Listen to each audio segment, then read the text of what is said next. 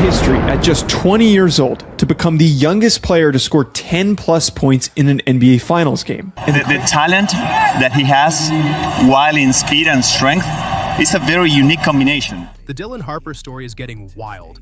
Everyone knew he had talent. We've been hearing about it all season long, through the regular season, the playoffs, and pretty much every conversation about this rookie class. But there's a huge difference between expecting greatness and actually seeing it happen on the biggest stage possible. When the pressure is at its highest and the competition is the best in the world, Harper is delivering in a way that has people across the league stunned. What he's doing as a rookie guard puts him in a category we haven't seen in years. The names being mentioned alongside him are Kobe Bryant and Magic Johnson. Yes, seriously. He's become the first rookie guard in a very long time to make this kind of playoff impact. LeBron James tried to warn people. A lot of media voices brushed it off. And now the entire NBA world is watching a 20-year-old put together a season that is forcing people to rethink what they believed was possible. Today, we're diving into what LeBron said, what current NBA players and media personalities are saying about Harper, and the numbers that many casual fans keep overlooking because they don't fit the simple Rookie of the Year storyline that dominated headlines all season. We're also breaking down the Harper versus Flag debate using facts and numbers instead of opinions, because what this kid is doing is historic, and a lot of people still haven't fully wrapped their heads around it. If you're watching and haven't subscribed yet, you're actually part of the majority. Most viewers never hit that button. So if you enjoy deep NBA breakdowns whenever major stories explode across the league, NBA Inside is the place to be. Hit subscribe. It takes just a couple of seconds. And now let's get into the numbers that many casual fans keep skipping over. The media wanted a rivalry. They wanted Harper versus Flag. Two top prospects trading big performances and giving fans a debate that could last all the way into June. Cooper Flag had a strong rookie season, and this isn't meant to take anything away from him. But when you look at the numbers, the gap becomes hard to ignore. While Flag posted solid production, Harper shattered expectations for rookie efficiency. We're talking about a 20-year-old guard handling NBA defenses while posting a 61% true shooting percentage. For comparison, many rookie guards struggle just to reach 53%. That's not a small difference. That's a massive separation that immediately grabs attention. But the biggest eye-opener might be the box plus-minus numbers. Harper finished the regular season with a +5 BPM. In NBA history, the only rookie guards to reach that level while controlling games with similar offensive impact are Michael Jordan and Luka Doncic. He's doing far more than putting points on the board. He's reading defenses, attacking drop coverage, beating rim protectors, and running pick-and-roll actions with a level of precision that looks almost machine-like. And here's the part that really shocked front offices around the league. NBA scouts have openly told outlets like ESPN and The Athletic that they got parts of the evaluation wrong. Many focused heavily on athletic upside and didn't fully account for the fact that Harper's basketball IQ already looks elite. Some evaluators now believe his understanding of the game is operating at an exceptionally rare level for a player his age. Now let's look at what the media was saying and just how unbelievable his playoff run has become. Because regular season advanced stats are one thing. The playoffs are usually where young players get a reality check. The pressure rises, defenses get tougher, and rookies often struggle to adjust. Dylan Harper did the exact opposite. Instead of hitting a wall, he used the postseason to stamp his name all over the history books. Start with the Oklahoma City series. On one side, you had Shai Gilgeous-Alexander, a two-time league MVP, along with Lou Dort, one of the toughest perimeter defenders in basketball. OKC's strategy was clear from the opening tip. They wanted to pressure the rookie non-stop, pick him up full court, force mistakes, make every possession uncomfortable, and remind him that playoff basketball is a different beast. The plan sounded good on paper, but it blew up in spectacular fashion. What makes the story even crazier is what happened before Game 1 of the Western Conference Finals. Just 1 hour before tip-off, Harper learned that De'Aaron Fox would not be available because of an ankle injury. Suddenly, the spotlight got even brighter. He was being asked to take on a much bigger role against one of the league's toughest teams. When reporters asked about the situation, his response was simple: treat it like every other game. Then came one of the most memorable rookie playoff performances anyone had seen in years. Harper played 47 minutes in a double overtime battle on the road against the defending champions and finished with 24 points, 11 rebounds, 6 assists, and 7 steals. 7 steals while committing only 1 turnover. That performance placed him in a category no rookie had reached before, as he became the first rookie in playoff history to record a 20-point double-double with 7 steals against a #1 seed. The records kept piling up. He set a new franchise playoff mark for San Antonio and delivered one of the most impactful postseason games ever by a Spurs rookie. Every time Oklahoma City sent extra defenders, Harper stayed composed. He didn't rush, he didn't force plays. He calmly broke through traps, took the ball away from experienced veterans, and immediately turned defense into offense. His impact stretched far beyond the box score. Throughout the series, he consistently controlled the flow of the game and delivered one huge possession after another. The advanced metrics reflected it too, as he produced numbers rarely seen from a rookie guard on a playoff stage. Then came the statistic that really put everything into perspective. Harper became the first rookie floor general since Magic Johnson during the 1980 NBA Finals to control over half of his team's offensive possessions, while also posting a 20-point, 10-rebound double-double in a conference finals matchup. Magic Johnson. That's the level of company being mentioned here. Watch the film and you'll see why people around the league can't stop talking about him. Possession after possession, Harper stayed in complete control. Against aggressive defensive schemes, relentless pressure, and constant physical play, he never looked rattled. While defenders tried everything to speed him up, his body language never changed. No panic, no frustration, just confidence and execution. So where does that calmness come from? Where did this level of poise develop?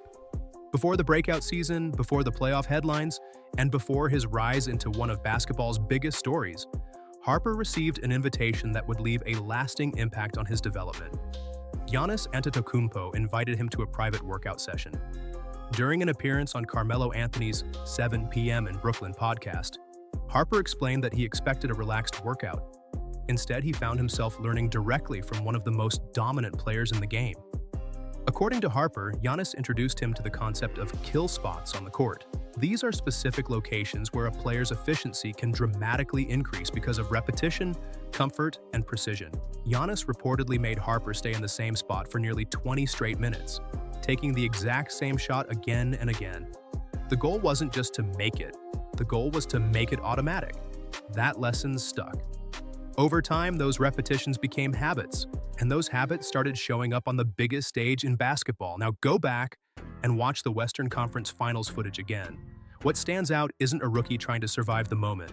It's a young player following a plan he had already practiced long before the pressure arrived.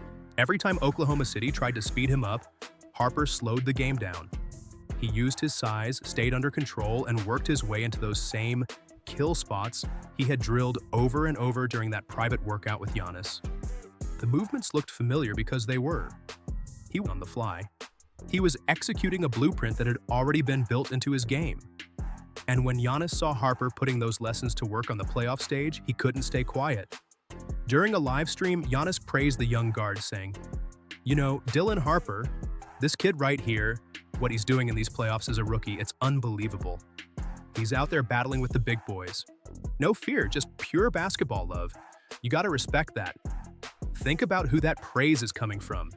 Giannis Antetokounmpo is a 2-time MVP, an NBA champion, and one of the most respected players in the sport. For a superstar of that level, to publicly go out of his way to recognize a rookie says a lot about how Harper's performances are being viewed around the league. But this is where things get even more interesting. The conversation isn't just coming from fans or analysts anymore. Some of the game's biggest stars are openly talking about Harper as a serious challenge for opponents. And the first person on that list is the player Harper just helped eliminate. Shai Gilgeous-Alexander has built his reputation on controlling pace better than almost anyone in basketball. He keeps defenders guessing, changes speeds constantly, and rarely allows a defense to dictate how he plays. That's what makes his comments so important. After a long and exhausting 7-game battle, reporters asked him about San Antonio's rookie guard. Shai didn't downplay what happened. In fact, he gave Harper one of the highest compliments a veteran star can give.